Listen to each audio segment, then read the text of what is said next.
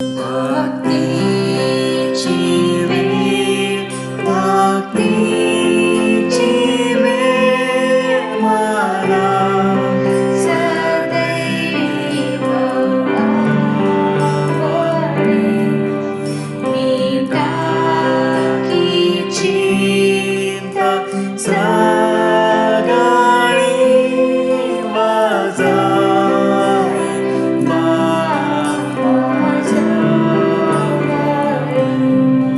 ती संकटाच्या समयी देईन शक्ती नूतनी. ते मोहपाश ही टाळेल मोल्या ती भक्तीची वेळ.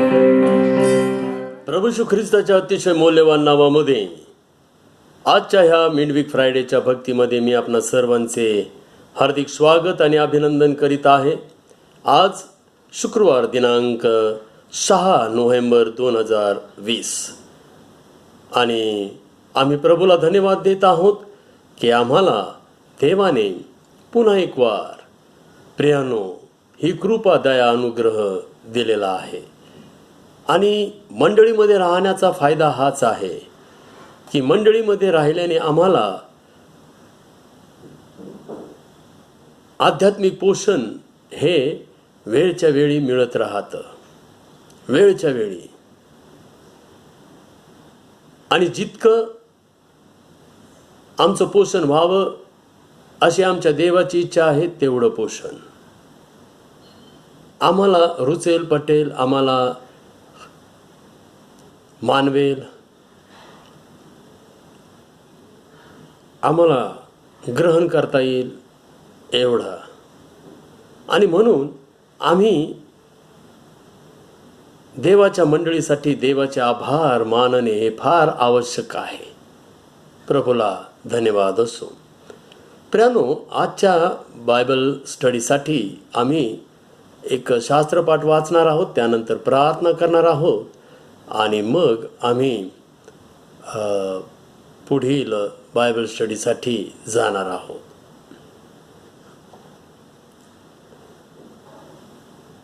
यहेजकेल याचा 28वा अध्याय आणि वचन 11 पासून ते 19 पर्यंत. यहेजकेल अध्याय 28 आणि वचने 11 ते 19. पुन्हा परमेश्वराचे वचन मला प्राप्त झाले की मानवपुत्रा, सोरेच्या राजाविषयी विलाप करून त्याला सांग, प्रभू परमेश्वर म्हणतो, तू पूर्णतेची मुद्राच आहेस. तू ज्ञानपूर्ण व सर्वांग शुद्ध आहेस. देवाच्या एदेन बाग यात तू होतास. अलाक, पुष्कराज, हिरा, लसना, गोमेद, यास्पे, नील, मणी, पाच, माणिक व सोने असे अनेक तऱ्हेचे जवाहीर तुझ्या अंगभर होते. खंजिऱ्या व बासऱ्या यांचे कसब तुझ्या येथे चालत असे. तुला निर्मिले त्या दिवशी त्यांची योजना झाली. तू पाखर घालणारा अभिषिक्त करू होतास. मी तुझी तशी योजना केली होती. तू देवाच्या पवित्र पर्वतावर होतास. तू अग्निप्रमाणे झगझगणाऱ्या पाषाणातून हिंडत असस. तुला निर्माण केल्या दिवसापासून तुझ्या ठाई अधर्म दिसून येईपर्यंत तुझी चाल चरणूक यथायोग्य होती. तुझा व्यापार मोठा असल्यामुळे तुझ्या हृदयात अपकार बुद्धी शिरून तू पातक केले. म्हणून मी तुला भ्रष्ट समजून परमेश्वराच्या पर्वतावरून लोटून दिले. हे पाखर घालणाऱ्या करुबा, त्या अग्निप्रमाणे झगझगणाऱ्या पाषाणांमधून काढून मी तुझा नाश केला आहे. तुझ्या सौंदर्याच्या अभिमानाने तुझे हृदय उन्मत्त झाले. तुझ्या वैभवाने तुझी बुद्धी भ्रष्ट झाली. मी तुला भूमीवर आदळिले. राजांनी तुझा तमाशा पाहावा म्हणून त्यांच्या पुढे तुला टाकिले. खोटा व्यापार चालवून तू बहुत पातके केली. त्यांनी तू आपली पवित्र स्थाने विटाळली. म्हणून तुझ्यातून अग्नी निघून तुला खाऊन टाकेल असे मी केले आहे. आणि तुला पाहणाऱ्यांच्या डोळ्यांदेखत मी पृथ्वीवर तुझी राख रांगोळी केली आहे. राष्ट्रांमध्ये तुझ्या ओळखीचे सर्व तुला पाहून विस्मय पावले आहे. तुझी दशा पाहून लोकांना दहशत पडली आहे. तू कायमचा नष्ट झाला आहेस. देवी बापा वाचलेली ही वचने आशीर्वादित करो. देवी बापाच्या नावाला मान महिमा गौरव आता आणि सदा सर्व काळ असो. आमेन. आपण प्रार्थना करूया. पवित्र पवित्र पवित्र सेनाधीश कृपाळू कनवाळू मंद क्रोध देवा, राजांच्या राजा प्रभूंच्या प्रभू देवादी देवा, स्वर्गीय देवा, एकच देवा, येशू ख्रिस्त आमचा प्रभू याच्याच द्वारे प्रगट होणाऱ्या देवा, हे बापा परमेश्वरा, आम्ही मनापासून तुझे आभार मानतो, उपकार स्तुती करतो, तुला धन्यवाद देतो. कारण की बापा परमेश्वरा, प्रभू येशू ख्रिस्ताच्या द्वारे तू आमचा देवाशी समेट केलेला आहेस, तुझ्याशी समेट केलेला आहे. आमच्यामध्ये आता बापा परमेश्वरा देवामध्ये, परमेश्वर देवामध्ये आणि आमच्यामध्ये शांती प्रस्थापित झालेली आहे. खरोखर बापा, शांतीचा अधिपती आमचा प्रभू येशू ख्रिस्त, याला आम्ही धन्यवाद आणि गौरव देत आहोत. कारण बापा परमेश्वरा, परमेश्वर देवाबरोबर शांती असल्याशिवाय आम्हाला देवाची कृपा मिळत नाही, देवाची प्रीती मिळत नाही, देवाची दया मिळत नाही. देवाबरोबर शांती झाल्यामुळे आज आम्हाला एदेनातले आशीर्वाद आहेत, आम्हाला कनानातले आशीर्वाद आहेत, आज आम्हाला स्वर्गीय आध्यात्मिक आशीर्वाद आहेत. बापा, आम्ही तुझे आभार मानतो, उपकार स्तुती करतो. बापा, या समेटात आम्ही राहावं. समेट झालेले असताना सुद्धा आम्ही देवाच्या विरोधात जाऊ नये. बापा परमेश्वरा, तो सैतान भूलथाप मारत असतो, परंतु त्या सैतानाला आम्ही हाकलून द्यावं अशी कृपा, दया, असं सामर्थ्य तू आम्हाला दे. आम्ही तुझ्याजवळ मागत आहोत. मेथोडिस्ट मारणी चर्च पुणे यांच्याद्वारे प्रभू हा बायबल स्टडी आम्हाला मिळत आहे. आम्ही तुझे आभार मानतो. यासाठी एक अद्भुत टीम तू नियुक्त केलेली आहेस आणि ती टीम आपलं काम बापा प्रामाणिकपणाने, विश्वासाने करत आहे की ज्याचं फळ तू त्यांना देणार आहेस. तरुण लेकरं आहेत, परंतु बापा तू आपल्या तारुण्याच्या दिवसात आपल्या निर्माणकर्त्याचं स्मरण कर. बापा परमेश्वरा, या लेकरांनी तुझं स्मरण करण्याचा हा एक मार्ग तू त्यांना दिलास, त्यांनी निवडला. प्रभू, आम्ही तुझे आभार मानतो, उपकार स्तुती करतो. Mister Joel Kore, mister Yohan Kamble, mister Robin, mister Sudhi Pahale, mister Subodh Salvi, त्यांची प्रिय पत्नी Mrs Utkarsh Salvi, mister Stanley आणि बापा परमेश्वरा, हे सर्व प्रियजन आज प्रभू या तुझ्या सेवेसाठी समर्पित झालेले. आज तरुण काय करत आहेत आणि आमचे हे तरुण काय करत आहेत, केवढा फरक. आमचे MYF, संपूर्ण MYF टीम, त्यांचे अध्यक्ष मिस्टर गौरव दलभंजन आणि त्यांचे सर्व MYF ग्रुप. बापा, ही लेकरं आज आपल्या तारुण्याच्या दिवसात देवाचं गौरव व्हावं यासाठी परिश्रम घेत आहेत. आशीर्वादांचा झुप्पट वाटा तू त्यांना दे बाबा. मी तुझ्याजवळ मागत आहे. आमच्याजवळ त्यांना देण्यासाठी काहीच नाही आणि त्यांनाही आमच्यापासून काहीच नको आहे, हे त्यांनी स्वतः बोलून दाखवलेलं आहे. परंतु बापा, प्रभूमध्ये केलेले श्रम व्यर्थ नसतात हे त्यांना दाखवून दे बाबा. आणि प्रभू जे देतो ते माणसाकडून मिळण्यापेक्षा 100 पट अधिक असतं. कृपा, दया, अनुग्रह दे बापा. चर्चवर तुझी मेहर नजर असू दे. ह्या भक्तीमध्ये जे प्रत्येक व्यक्ती बापा सहभागी होते, त्या प्रत्येक व्यक्तीला तू आशीर्वादित कर. ह्या बापा बायबल स्टडीमध्ये अनेक लोक सहभागी होत आहेत. अनेक लोकांना सहभागी होऊ दे, वचनाचा बापा लाभ होऊ दे. आम्ही तुझ्याजवळ विनंती आणि प्रार्थना करीत आहोत. बापा जाळं आम्हाला टाकायला तू लावलेला आहेस. जाळ्यात मासे अडकवणारा तू आहेस आणि जे मासे तुला हवे आहेत तेवढेच मासे त्या जाळ्यामध्ये येणार आहेत. आम्हाला हेही माहिती आहे. बापा परमेश्वरा, ऑनलाईन बायबल स्टडी, ऑनलाईन भक्तीमध्ये, भक्तीच्या स्वरूपात हे जाळं आम्ही टाकलेलं आहे ह्या भवसागरामध्ये. आणि तुला जे हवे आहेत तेवढेच मासे, तेवढेच लोक, तेवढेच माणसे त्यामध्ये येत आहेत. आणि प्रभू तुझ्या आशीर्वादाचा, तुझ्या दर्शनाचा लाभ घेत आहेत. आम्ही तुझे आभार मानतो, उपकार स्तुती करतो.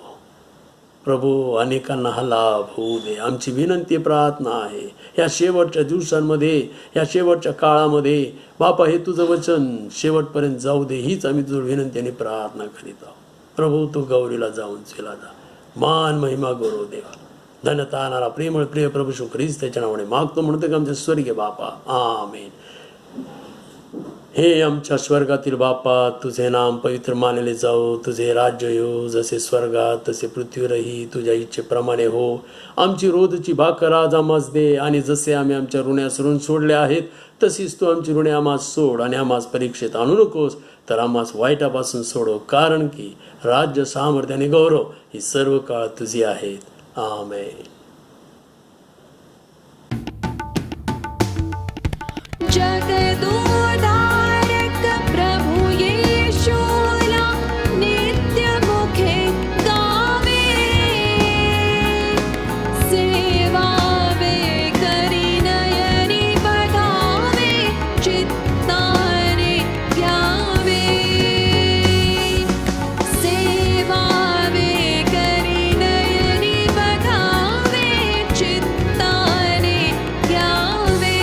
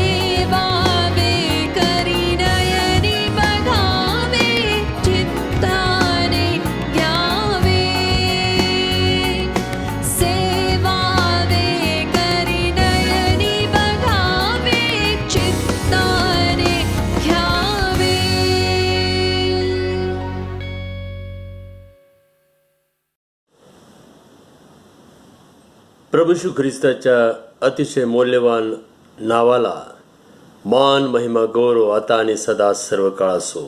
आमेन. आपण आपल्या आजच्या संदेशाकडे जात आहोत. प्रार्थना करू. प्रेमळ देवा परमेश्वर बापा, आमच्या स्वर्गीय बापा, आमच्या प्रभू येशू ख्रिस्ताने आम्हाला शिकवलेलं आहे, परमेश्वर देवाला स्वर्गीय पित्या म्हणा, स्वर्गीय बापा म्हणा. कारण प्रभू येशू ख्रिस्ताने आम्हाला परमेश्वर देवाला, प्रभू परमेश्वराला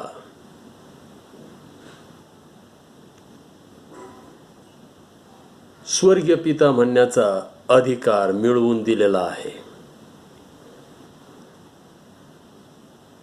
आम्हाला विश्वासाचं अंतःकरण दिलं आणि हे बापा, आम्हाला आमच्या सर्व पापांची, अपराधांची क्षमा करून आम्हाला देवाची मुले होण्याचा अधिकार दिलेला आहे. आणि त्याच नात्याने आज परमेश्वर देवाला आम्ही हे आमच्या स्वर्गातील पित्या, स्वर्गीय बापा असं म्हणून हाक मारू शकत आहोत. हे बापा, ही जवळीक आमच्या प्रभू येशू ख्रिस्ताने आमच्या पित्याबरोबर आमची केलेली आहे. आम्ही जे दूरचे होतो ते आता आम्ही देवाच्या जवळ आलेले आहोत, देवाच्या जवळचे झालेले आहोत. आम्ही तुझे आभार मानतो बापा. प्रभू, आजचा हा बायबल स्टडी विशेष आशीर्वादित कर. आणि प्रभू, तुझ्याच गौरवासाठी आमची आध्यात्मिक उन्नती होऊ दे, आमची आध्यात्मिक वाढ होऊ दे. आम्हाला प्रभूमध्ये व प्रभूच्या प्रभावी सामर्थ्याने बलवान होता येऊ दे, यासाठी की बापा परमेश्वरा, जो आमचा शत्रू तुझ्यावर विश्वास ठेवल्यामुळे निर्माण झालेला आहे, तो सैतान, त्याच्याशी आम्हाला युद्ध करता येईल आणि त्याला जिंकता येईल. त्याच्यावर विजयी होऊन आम्हाला आमच्या प्रभू येशू ख्रिस्ताचं गौरव करता येईल. प्रभू, आलेल्या सर्व भक्तांना पुन्हा एकदा तू आशीर्वादित कर. ऐकणारे कान दे, ग्रहण करणारी शक्ती दे आणि केवळ तुझं आणि तुझंच गौरव होऊ दे. सर्व वातावरण तू आपल्या स्वाधीनाधीन घे. बाहेर उठणारे सर्व आवाज तू ह्या वेळेला बंद कर.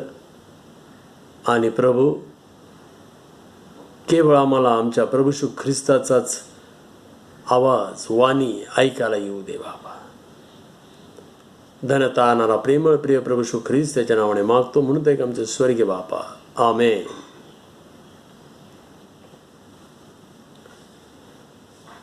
प्रियांनो, आम्ही ह्या मिडवीक फ्रायडेच्या भक्तीमध्ये जो विषय पाहत आहोत तो आहे मंदिर, मंडळी आणि ख्रिस्ताचे शरीर. आणि मंदिराविषयी पाहत असताना प्रियांनो, आम्ही त्या मुद्द्यावर आहोत आणि ह्या विषयाचा आम्ही 3 प्रमुख मुद्द्यांमध्ये अभ्यास करणार आहोत. आणि ते 3 प्रमुख मुद्दे पुन्हा एकदा मी जाहीर करत आहे. पहिला मुद्दा आहे की तुमचं शरीर हे पवित्र आत्म्याचं मंदिर आहे. दुसरा मुद्दा, तुम्ही स्वतःचे मालक नाही. आणि तिसरा, तुम्ही आपल्या शरीराने देवाचे गौरव करा. आणि या 3 प्रमुख मुद्द्यांमध्ये आम्ही पाहत हा सर्व विषय समजून घेणार आहोत. प्रियांनो, मंदिराविषयी विचार करत असताना आम्ही जुन्या करारातील जे दावीद पुत्र शलोमोन याने मंदिर बांधलं त्याचा आम्ही विचार केलेला आहे. आणि त्याविषयीची सर्व तयारी इशाय पुत्र दावीद याने केली आणि मंदिर शलोमोनाने बांधलं. नव्या करारामध्ये आता दगडविटांच्या मंदिराचा उल्लेख नाही, परंतु तुमचं शरीर हे पवित्र आत्म्याचं मंदिर आहे असं स्पष्ट सांगण्यात आलेलं आहे. आणि 1 कोरिंथ 6 अध्याय 19-20 या वचनामध्ये आम्ही ते पाहिलेलं आहे. प्रियानो, आम्ही आज जो आता ह्या संपूर्ण मिडवीक फ्रायडेच्या भक्तीमध्ये जो विषय समजून घेत आहोत तो मंदिर आहे. मंदिर यामध्ये जुन्या करारातील दगडविटांचं मंदिर आणि आता आम्ही पाहत आहोत नव्या करारातील शरीररूपी मंदिर. आणि शरीररूपी मंदिर हा मुद्दा समजून घेत असताना आम्ही पाहिलेलं आहे की ते पवित्र आत्म्याचं मंदिर आहे. आणि ह्या शरीररूपी मंदिराच्या बांधण्याची तयारी सर्व प्रभू येशू ख्रिस्ताने केलेली आहे. आम्हाला पाप व अपराध या सर्व गुलामीतून मुक्त करून त्याने आम्हाला आता पवित्र आत्मा दिलेला आणि पवित्र आत्मा आमच्यामध्ये येऊन वास करत आहे, तो राहत आहे. आणि म्हणून आता ते मंदिर झालेलं आहे. मंदिर झालेलं आहे, पवित्र आत्म्याचं मंदिर झालेलं आहे. आणि तो पवित्र आत्मा आमचं शरीर हे आता देवाच्या गौरवाचं मंदिर बनवत आहे. आणि त्यासाठी आमचा सहभाग आम्हाला देणं गरजेचं आहे, आवश्यक आहे. देवाचं वचन तसं सांगत आहे. आणि आम्हाला पवित्र आत्म्याला सहभाग द्यायचा आहे. यामध्ये एकूण 7 मुद्दे आहेत. त्यापैकी पहिला मुद्दा आम्ही पाहत आहोत आणि तो आहे पवित्र आत्म्याचे फळ द्या.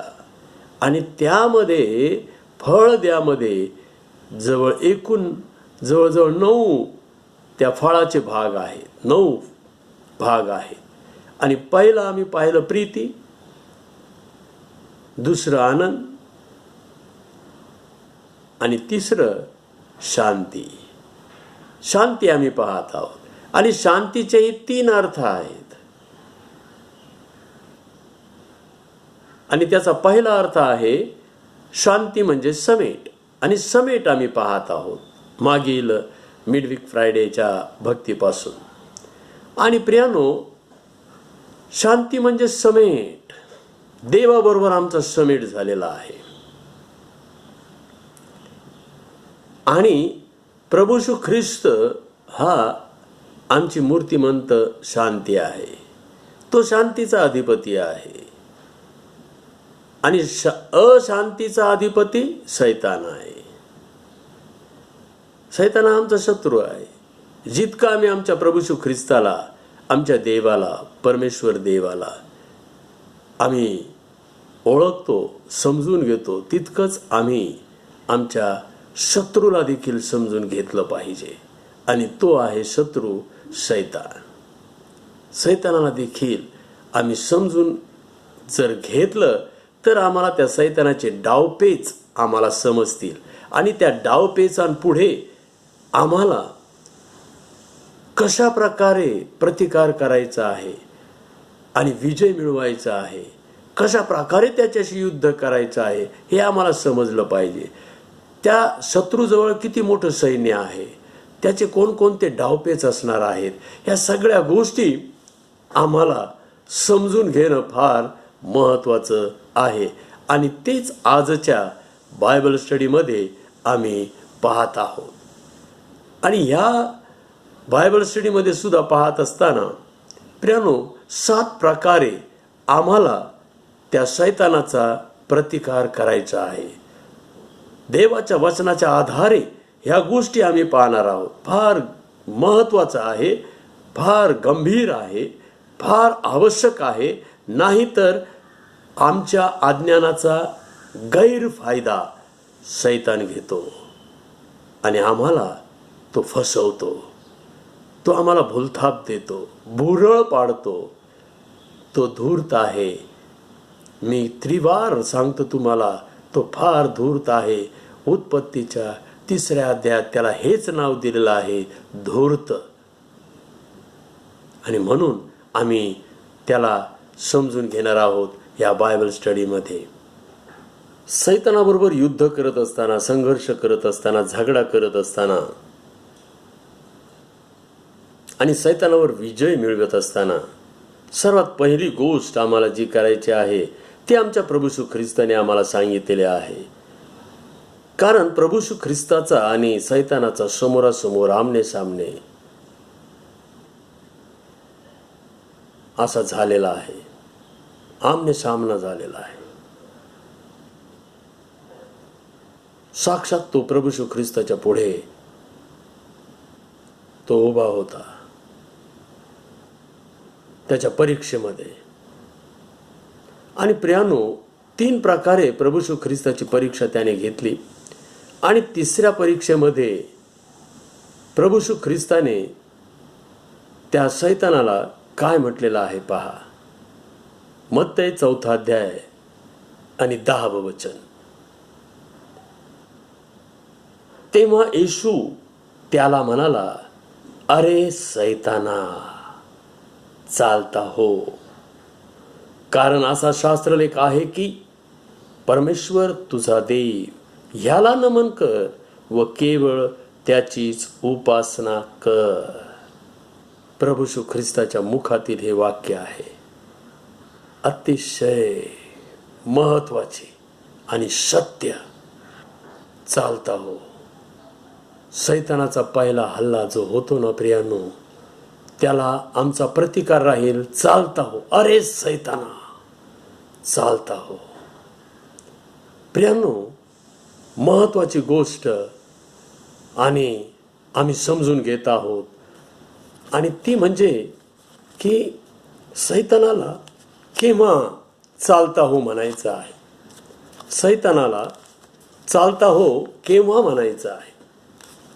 आम्हाला हे समजून घेणं फार महत्वाचं आहे.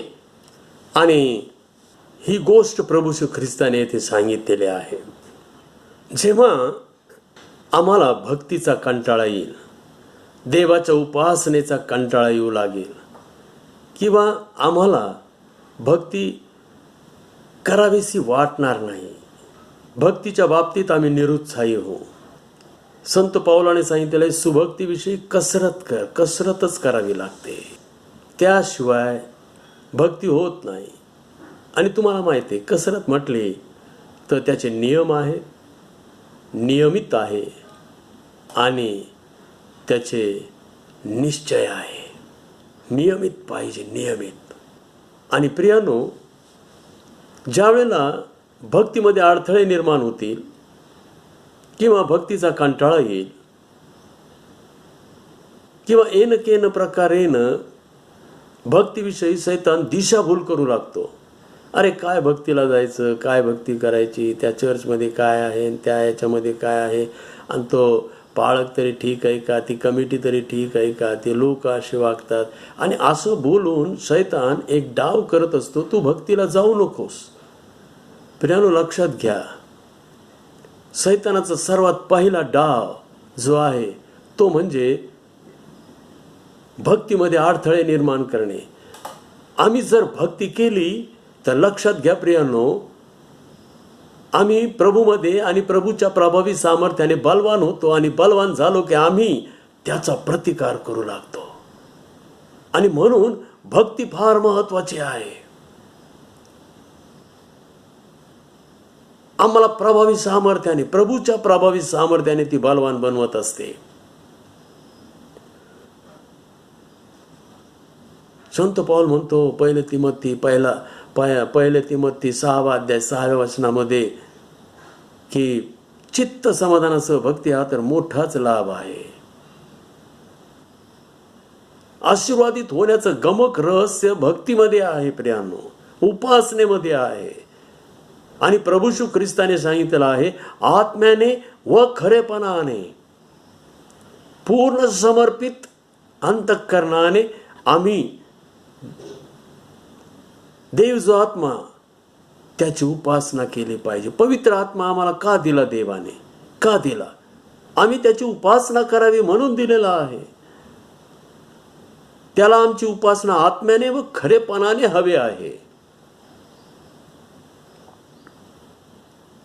आणि म्हणून प्रियानो, ही गोष्ट महत्वाची आहे. समजून घ्या की ज्या वेळेला भक्तीचा कंटाळा येईल किंवा भक्तीमध्ये अडथळे निर्माण होतील त्या वेळेला ही गोष्ट सैतानापासून आहे ओळखा आणि त्या सैतानाला म्हणा, अरे सैताना, प्रभू येशू ख्रिस्ताच्या नावात चालता हो, आणि पहा तुमचे मार्ग कसे मोकळे होतात. सैतानाचा प्रतिकार करत असताना दुसरी गोष्ट आम्हाला प्रभूचा भाऊ आणि मंडळीचा पहिला बिशप याकोब सांगत आहे. याकोबाचे पत्र 4 अध्याय आणि 7व्या वचनामध्ये याकोब म्हणत आहे, म्हणून देवाच्या अधीन व्हा आणि सैतानाला अडवा, म्हणजे तो तुम्हापासून पळून जाईल. सैतानाला अडवा. सैतानाचा प्रतिकार करत असताना दुसरी गोष्ट आम्ही पाहत आहोत, सैतानाला अडवा. परंतु प्रश्न असा आहे की सैतानाला केव्हा अडवायचं, केव्हा? आणि त्याचं उत्तर स्वतः याकोबाने याच्या आधीच्या वचनांमध्ये दिलेलं आहे. याकोब 4 अध्याय आणि 1 ते जी 6 पर्यंतची वचने आहे आणि त्याच्याही पुढची त्याच्यामध्ये दिलेला आहे. लक्षात घ्या, या ठिकाणी काय तुम्हामध्ये लढाया व भांडणे कशातून उत्पन्न होतात? तुमच्या अवयवात ज्या वासना लढाई करतात त्यातून की नाही? तुम्ही इच्छा धरिता तरी तुम्हास प्राप्त होत नाही. तुम्ही घात व हेवा करिता तरी हवे ते मिळविण्यास तुम्ही समर्थ नाही. तुम्ही भांडता व लढता, तुम्ही मागत नाही म्हणून तुम्हाला प्राप्त होत नाही. प्रियांनो, सैतानाला अडवा. जेव्हा मनामध्ये लढाया, भांडणे, हेवा, घात यांचा विचार येऊ लागेल, लक्षात घ्या, ते विचार ख्रिस्ताचे नाहीत, ते विचार सैतानाचे आहेत. प्रियांनो, सैतानाचा प्रतिकार केल्याशिवाय सैतान निघून जाणार नाही. त्याला अडवा, तो पळून जाईल. सर्वात भेकड प्राणी सैतान आहे, परंतु तो त्यांनाच भीतो जे त्याला अडवतात. आणि प्रभू येशू ख्रिस्ताच्या नावात त्याला अडवा. अरे सैताना, प्रभू येशू ख्रिस्ताच्या नावात मी तुला अडवत आहे. तू माझ्या अंतःकरणामध्ये लढाया, भांडणे, घात, हेवा ह्या गोष्टी निर्माण करीत आहेस. चालता हो. पुढे 3ऱ्या वचनात, तुम्ही मागता परंतु तुम्हाला मिळत नाही, कारण तुम्ही अयोग्य प्रकारे मागता, म्हणजे आपल्या चैनीकरिता खर्चावे म्हणून मागता. प्रियांनो, या सर्व जगी गोष्टी आहेत. मागायचं पण अयोग्य प्रकारे. सैतान म्हणतो ना, माग देवाजवळ, आणि देवाची परीक्षा पाहण्यासारखं मागायला होतं. देव हे देईल का? देव ते देईल का? आणि देव असं करेल का? आणि देवाची परीक्षा पाहण्यासाठी तो आम्हाला उद्युक्त करत असतो, प्रवृत्त करत असतो. प्रभूने सांगितले, अयोग्य प्रकारे चैनीकरिता मागू नका, स्वतःकरिता मागू नका. देवाच्या गौरवासाठी मागा, देवाच्या सेवेसाठी, सुवार्तेसाठी मागा.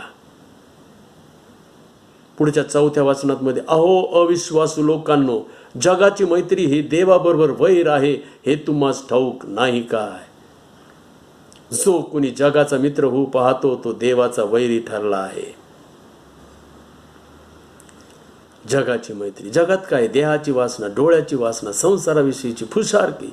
प्रभू येशू ख्रिस्ताने म्हटलेला आहे, जसा मी जगाचा नव्हतो नाही तसे तुम्हीही जगाचे नाही. तुम्ही जगात आहात पण जगाचे नाही. मी तुम्हाला जगातून वेगळं केलेलं आहे. जग जसं करतं तसं तुम्ही करायचं नाही. मी जसं सांगतो तसं तुम्ही करायचं. प्रियांनो, जेव्हा सैतान हे विचार घालतो ना, प्रभू येशू ख्रिस्ताला त्या 4थ्या परीक्षेमध्ये, त्याने 3ऱ्या परीक्षेमध्ये त्या सैतानाने सांगितलं की त्याला सगळं एका क्षणात ते जगाचं राज्य आणि वैभव दाखवलं आणि म्हणे, मला नमन कर, मी सर्व काही तुला देतो. प्रियांनो, जगाचं राज्य आणि वैभव, जगाची मैत्री. प्रियांनो, आम्ही ही गोष्ट समजून घेतली पाहिजे. सैतानाचा प्रतिकार करत असताना 3री गोष्ट आम्हाला करायची आहे, आणि ती गोष्ट ज्याने सर्वात अधिक मंडळ्या स्थापन केल्या तो प्रेषित पौल सांगत आहे एफिसकरास पत्र 6 अध्याय 11 आणि 12 या वचनामध्ये. आणि प्रेषित पौल म्हणत आहे सैतानाशी युद्ध करा, तो आमचा शत्रू आहे, त्याच्याशी मैत्री कधीच करू नका. सैतान हा आमचा शत्रू आहे, अजात शत्रू आहे. सैतानाचा कधीही परिवर्तन होणार नाही. सैतानाचं परिवर्तन करण्याचा प्रयत्न करू नका. तो आमचा शत्रू आहे आणि तो आमचा शत्रू असणारच आहे. त्याच्याशी युद्ध करणे हाच एक पर्याय आहे, दुसरा नाही. आणि एफिस 6:11-12 मध्ये प्रेषित पौल काय म्हणत आहे पहा, सैतानाच्या डाव पेचांपुढे तुम्हाला टिकाव धरता यावा म्हणून देवाची शस्त्र सामुग्री धारण करा. सैतानाचे डाव पेच. प्रियांनो, जगातल्या एखाद्या आर्मी, नेव्ही, एअरफोर्स जे आर्म फोर्सेस आहेत त्यांचे डावपेच त्यापेक्षाही अधिक भयंकर डावपेच सैतानाचे आहेत. आणि म्हणून सैतानाला ओळखलं पाहिजे, त्याचे डावपेच ओळखता आले पाहिजेत. कारण आपले झगडणे रक्ताबरोबर नव्हे, रक्त मांसाबरोबर नव्हे, तर सत्तांबरोबर, अधिकाऱ्यांबरोबर, सध्याच्या काळोखातील जगाच्या अधिपतींबरोबर, आकाशातल्या दुरात्म्यांबरोबर आहे. प्रियांनो, सैतानाशी युद्ध करा. पण सैतानाशी केव्हा युद्ध करायचं आहे? जेव्हा सत्ता, अधिकारी, जगाचे अधिपती, दुरात्मे आम्हाला त्रास देऊ लागतील, आध्यात्मिक जीवनामध्ये अडथळे निर्माण करू लागतील, आम्हाला ख्रिस्ती नात्याने छळ, निंदा, खोटे आरोप सहन करावे लागतील. सत्ता, अधिकारी यांच्याद्वारे अधिपती, त्यावेळेला प्रियांनो आम्हाला सैतानाबरोबर युद्ध करायचं आहे. आम्हाला त्या सत्ता, अधिकारी, अधिपती यांच्याबरोबर नव्हे, तर सैतानाबरोबर आम्हाला युद्ध करायचं आहे. आणि प्रभूने सांगितलेलं आहे, जेव्हा माझ्या नावामुळे लोक तुमची निंदा व छळ करतील आणि तुमच्या विरुद्ध सर्व प्रकारे वाईट लावडीने बोलतील, तेव्हा तुम्ही धन्य आनंद करा, उल्हास करा, कारण स्वर्गात तुमचे प्रतिफळ मोठे आहे. तुमच्यापूर्वी जे सर्व संदेश ठेवून गेले त्यांचाही त्यांनी असाच छळ केलेला आहे आणि त्यांनी सहन केलेला आहे. आणि मग जेव्हा अशी परिस्थिती होते तेव्हा आम्ही काय करायचं? आमचं युद्ध काय आहे? त्यांच्याशी झगडा करत बस नव्हे, सहन करा. प्रभू येशू ख्रिस्त जसा गप्प राहिला, लोकर कातरणाऱ्या पुढे मेंढरू जसं गप्प राहतं त्याप्रमाणे तो गप्प राहिला, आपलं तोंड सुद्धा उघडलं नाही. सहन करा. युद्ध तुमचं नाही, युद्ध माझं आहे. प्रभू परमेश्वर देव म्हणालेला आहे. देव काय करत आहे ते पहा आणि पहा काय घडतं ते. सत्ता, अधिकारी, अधिपती आणि प्रत्यक्षात सैतानाचे हे पिल्लावळ दुरात्मे त्रास देतात, अडथळे निर्माण करतात. त्यावेळेला आम्हाला सिद्ध व्हावं लागेल, सिद्ध व्हावं लागेल. सैतानाचा प्रतिकार करत असताना चौथी गोष्ट आम्हाला करायची आहे आणि ती आहे सैतानाला पायाखाली तुडवा. रोमकरास पत्र 16 अध्याय आणि 20 वचन संत पौल रोमकराच्या मंडळीला सांगत आहे. आणि प्रियानो, तो म्हणत आहे सैतानाला पायाखाली तुडवा. शांतीचा देव सैतानाला तुमच्या पायाखाली लवकरच तुडवी. आपल्या प्रभू येशू ख्रिस्ताची कृपा तुम्हासह असो. शांतीचा देव, ज्या देवाबरोबर तुमचा समेट झालेला आहे तो देव प्रियानो त्या सैतानाला पायाखाली तुडवणारं सामर्थ्य तुम्हाला देईल. आणि या ठिकाणी गोष्ट अशी आहे की सैतानाला केव्हा पायाखाली तुडवायचे? पौलाने त्याचं उत्तर दिलेलं आहे रोम 16 आणि 17 पासून पुढे. आता बंधुजनो, मी तुम्हाला विनंती करतो की तुम्हाला जे शिक्षण मिळाले आहे त्याविरुद्ध जे फुटी व अडथळे घडून आणत आहेत त्यांच्यावर लक्ष ठेवा आणि त्यांच्यापासून दूर व्हा. कारण तसले लोक आपल्या प्रभू ख्रिस्ताची सेवा करीत नाहीत, तर स्वतःच्या पोटाची सेवा करीतात आणि गोड व लागवी भाषणाने भोळ्या बाबडाची अंतःकरणे फुलवितात. तुमचे आज्ञापालन सर्वांना प्रसिद्ध झाले आहे, म्हणून तुम्हाविषयी मी आनंद मानतो. तरी जे चांगले आहे त्या संबंधाने तुम्ही शहाणे असावे आणि वाईटाविषयी साधे भोळे असावे, अशी माझी इच्छा आहे. शांतीचा देव सैतानाला तुमच्या पायाखाली लवकरच तुडवील. केव्हा सैतानाला पायाखाली तुडवायचं आहे? जेव्हा प्रियानो फुटी व अडथळे घडवून आणणारे लोक तुमच्या कानामध्ये काहीतरी मंत्र फुंकू लागतील. जे शिक्षण तुम्हाला मिळत आहे त्याच्या विरुद्ध ते तुम्हाला खोटं शिक्षण देऊ लागतील, पवित्र शास्त्राच्या विरुद्ध. आणि हा सैतानाचा डाव आहे. खोटे शिक्षक, खोटं शिक्षण, खोटे संदेष्टे, खोटे सुवार्तिक, खोटे प्रेषितांचं सोंग घेणारे, हे सर्व तुम्हाला ओळखता आलं पाहिजे. प्रभू श्री ख्रिस्तांनी स्वतः सांगितलेलं आहे, त्यांना ओळखा, त्या खोट्या शिक्षकांना ओळखा. आणि त्यावेळेला आम्हाला त्यांना पायाखाली तोडवलं पाहिजे त्या सैतानाला. तो येतो अशा प्रकारे. आणि त्यावेळेला प्रियांनो आम्ही म्हटलं पाहिजे, प्रभू श्री ख्रिस्ताच्या नावात अरे सैताना मी तुला पायाखाली तोडवीत आहे. प्रियांनो खोट्या शिक्षणाची जागा पायाखाली आहे, डोक्यात नाही. आणि लोक हेच चूक करतात, खोट्या शिक्षणाला डोक्यात भरतात आणि मग त्यांचं सर्वच काही भ्रष्ट होऊन जातं. पायाखाली पायाखाली त्या माणसाला म्हणू नका जो खोटं शिक्षण देतो मी तुला पायाखाली तुडवतो. सैतानाचा विजयच होऊन जाईल. त्याला म्हणू नका. त्या सैतानाला म्हणा, अरे सैताना या स्वरूपात तू आलास का?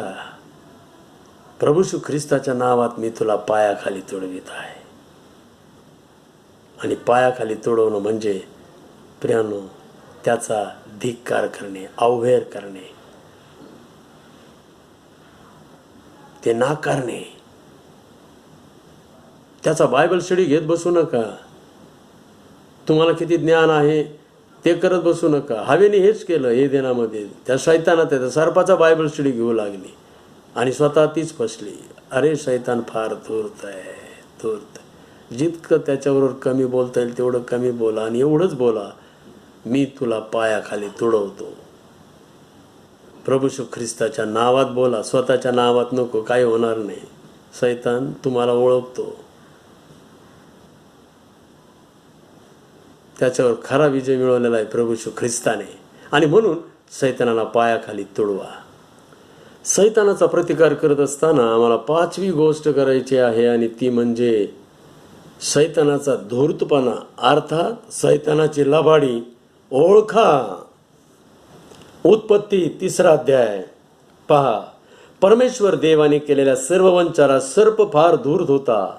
तो स्त्रीला म्हणाला, तुम्ही बागेतल्या कोणत्याही झाडाचे फळ खाऊ नये असे देवाने तुम्हा सांगितले, हे खरे काय?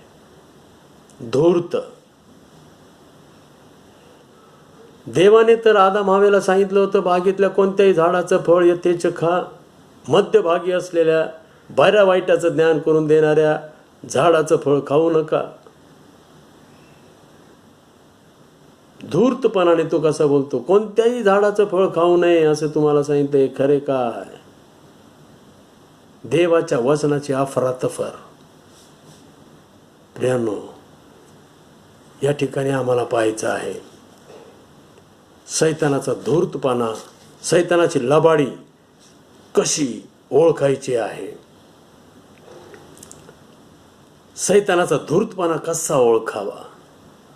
जेव्हा वचनाविरुद्ध करण्याचा मोह होतो तेव्हा आम्ही सैतानाचा धूर्तपणा ओळखायचा.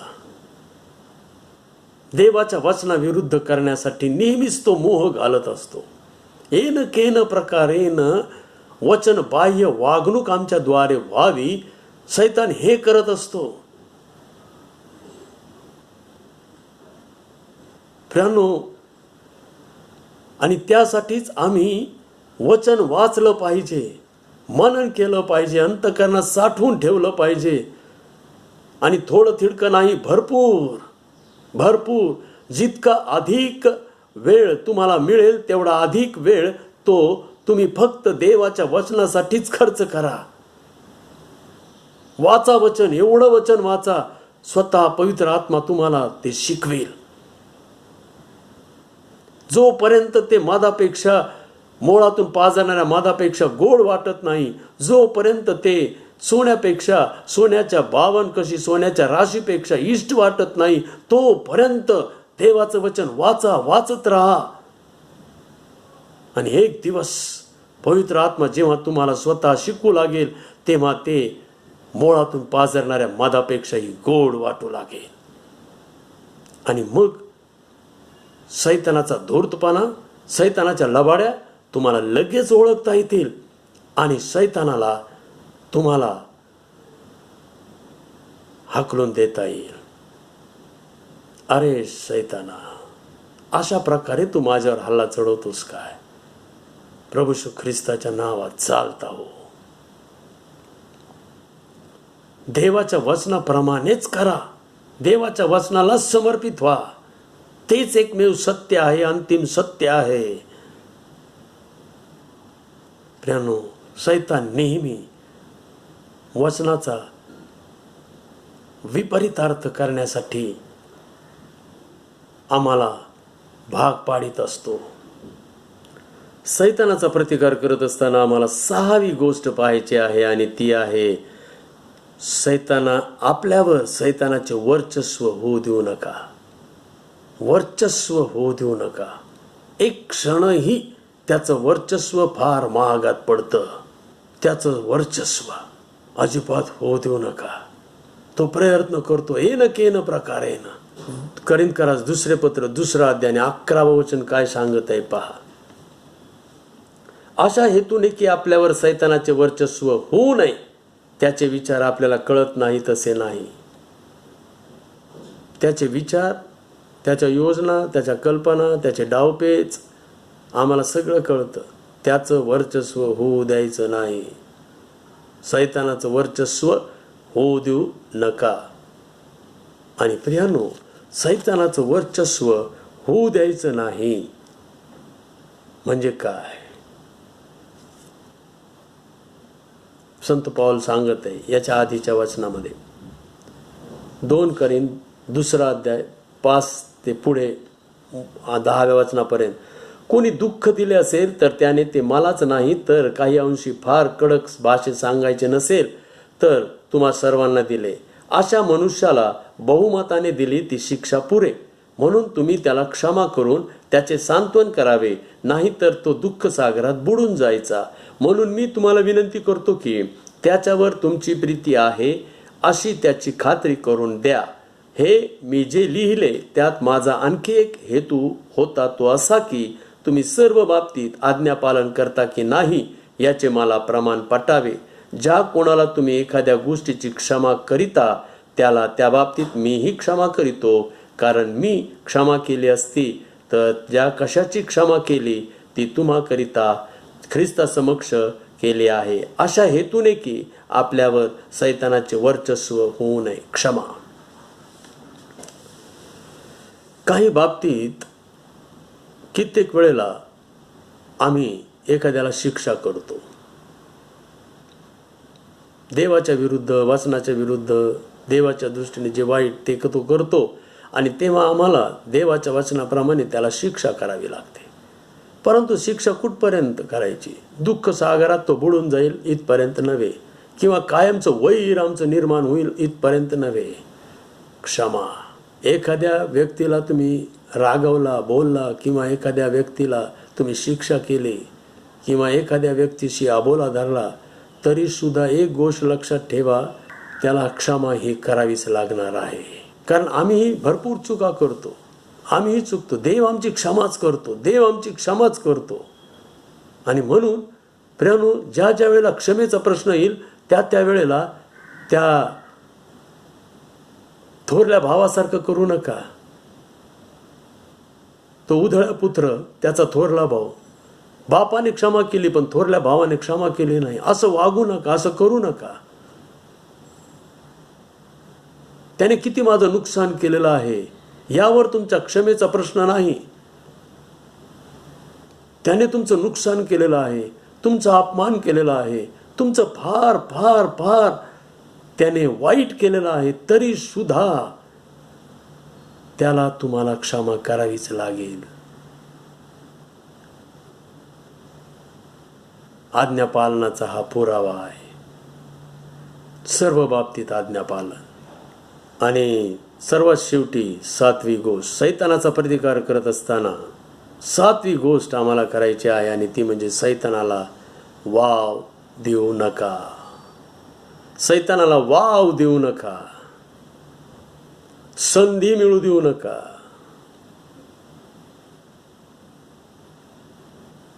एफिसकरास पत्र 4था अध्याय आणि 27व्या वचनामध्ये प्रेषित पौल कामाला काय सांगत आहे पहा. एफिस 4:27 आणि सैतानाला वाव देऊ नका.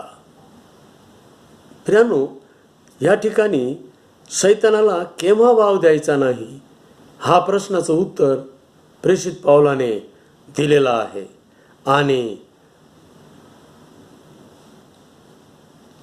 त्याच्याच आधीच्या वचनात एफिस 4:26 मध्ये पहा किंवा 25 पासून, म्हणून लबाडी सोडून देऊन तुम्ही प्रत्येक जण आपापल्या शेजाऱ्याबरोबर खरे बोला, कारण आपण एकमेकांचे अवयव आहोत. लबाडी आपल्या बरोबर राहणाऱ्या लोकांबरोबर सुद्धा लोक लाबाड्या करतात आणि फसवतात. लक्षात घ्या, ती गोष्ट सैतानाला वाव देणे आहे, वाव देणे आहे. तुम्ही रागवा परंतु पाप करू नका. तुम्ही रागात असताना सूर्य मावळू नये.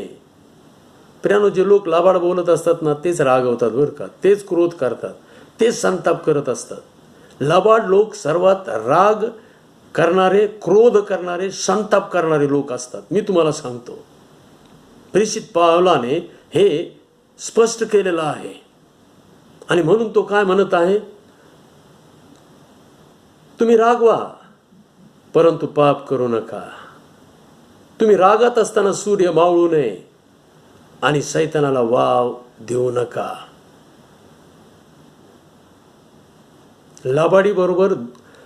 लबाडी आणि राग, क्रोध, संताप या एकाच नाण्याच्या दोन बाजू आहेत. लबाडी आली की राग, क्रोध, संताप आला. राग, क्रोध, संताप आला की लबाडी आली. आणि हे सैतानाला वाव देणं आहे. आणि जेव्हा प्रियानो असं घडतं ना, लबाड बोलण्याचं मोह होतो किंवा राग, क्रोध, संताप करण्याचा मोह होतो, तेव्हा निश्चित ओळखा की सैतान संधी शोधत आहे. सैतानाला संधी मिळू देऊ नका. प्रभूच्या परीक्षेमध्ये हेच लिहिलेलं आहे की सैतान संधी मिळेपर्यंत त्याला सोडून गेला.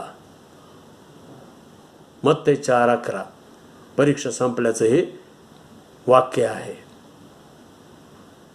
संधी शोधत असतो तो, त्याला वाव मिळू देऊ नका. आणि पुष्कळ काही सांगितलेलं आहे त्याच्या पुढच्या वाचनामध्ये. पण प्रियानो, मनुष्याच्या क्रोधाने देवाच्या नीतिमत्वाचे कार्य घडत नाही. फार मोठं अडखळण आहे लबाडी आणि राग. एखादी व्यक्ती किती म्हणत असेल की मी लबाड बोलत नाही, मी फार सत्यवादी आहे, परंतु तो फार रागवत असेल तर निश्चित समजा तो लबाड आहे. पण एखादी व्यक्ती फार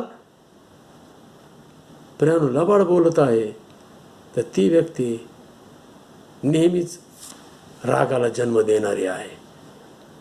आणि म्हणून आम्ही आज पाहत आहोत की सैतानाला प्रतिकार कसा करायचा. 7 गोष्टी आम्ही पाहिलेल्या आहेत.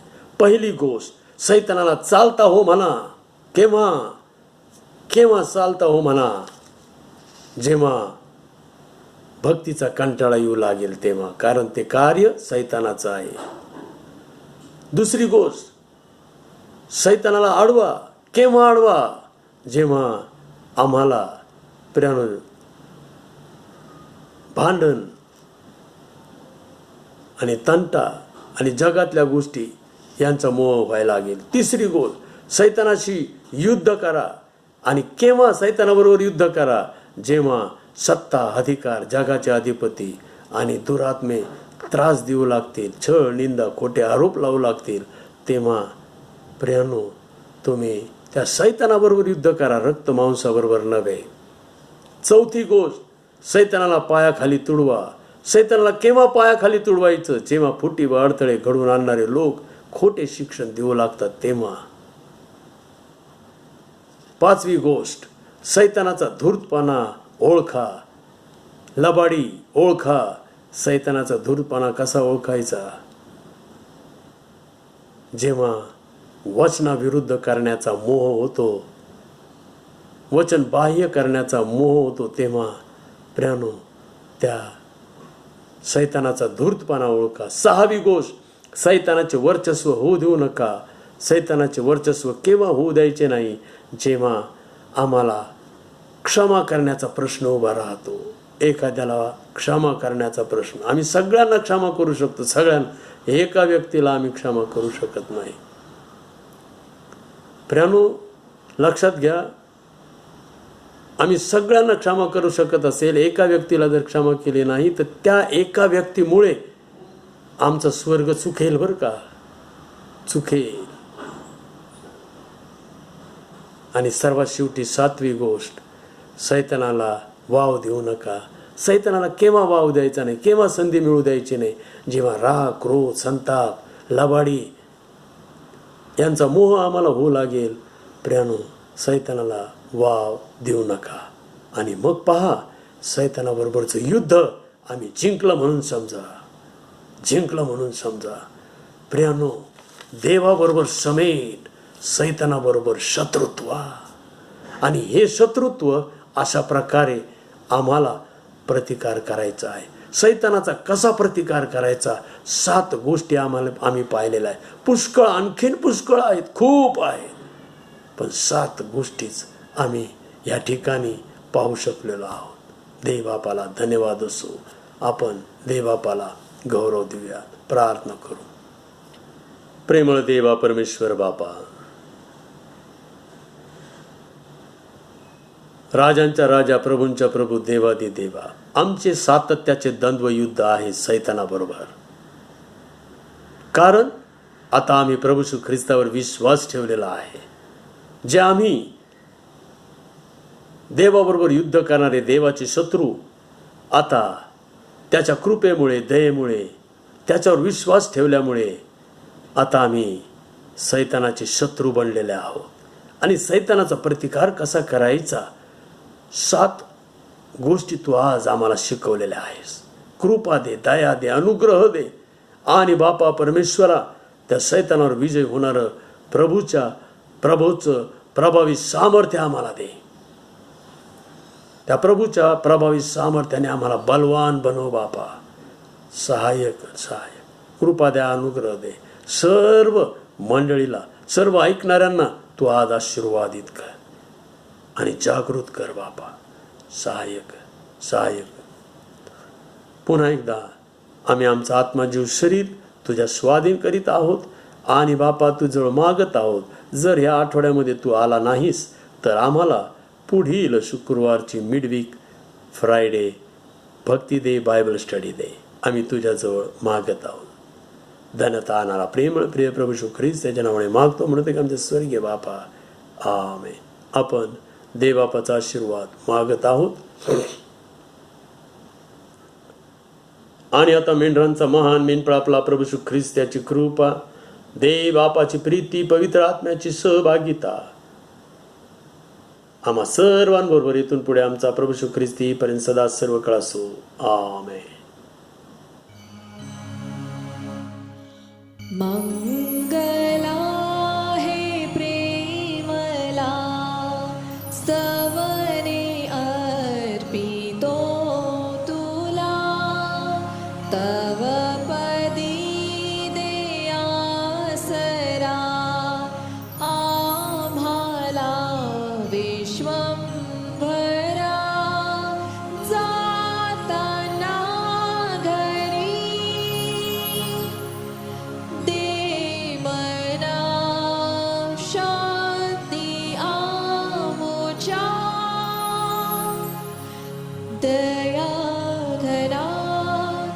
शिणे सरोहे चिंतनी देहाची सोहा सेवनी अर्पितो तुला दयानिधे स्तोत्रे गायने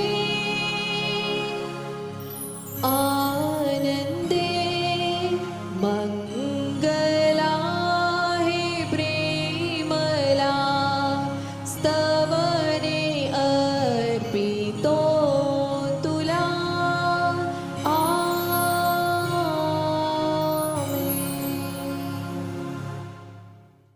शालोम. देवाची शांती आम्हा सर्वांबरोबर असो.